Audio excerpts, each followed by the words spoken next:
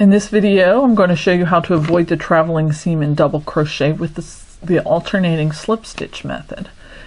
Okay, you would do your first row the way you normally would by slip stitching into the top of your chain and pulling the chain loop tight, and then you chain 2,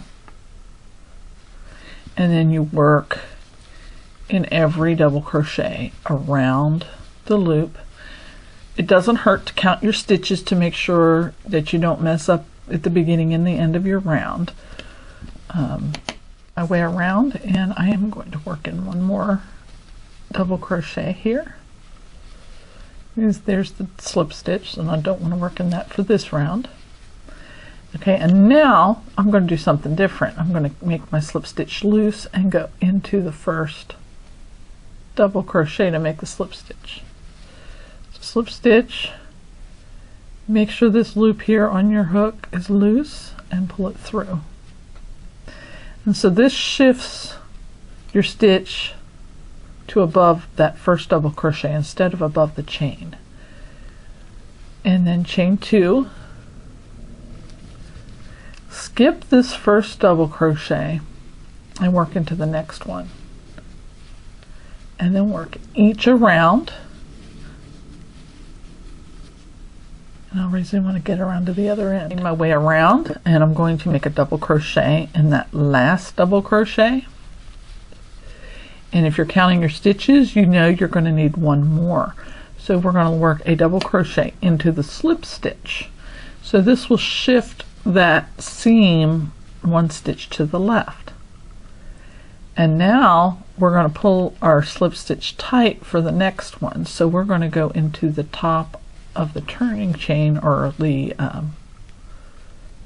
beginning chain, and pull it tight this time, because we don't want to work into the slip stitch. If we do it every round, it's going to travel to the left instead of the right. So if we do the loose slip stitch, that is. So now I'm going to chain 2, and now I'm going to double crochet into the first double crochet and work my way around. And I have one more stitch to go. And now, because I pulled this one tight, I am going to do a loose slip stitch into the first double crochet and not into the chain.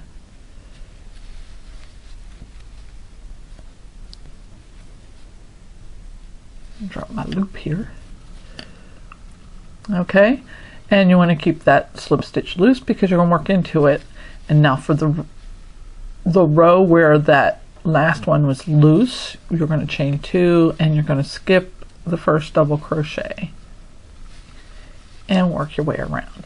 And you do it every other round the whole time, and this will keep your seam straight, and you can hardly see the seam. And if I fold it with that seam at the very edge, it's straight. So that's how you avoid traveling seams with the alternating slip stitch method. There are more videos on how to avoid traveling seams. I have all the links below this video. I also have a playlist set up. Hope this helps. Happy crocheting.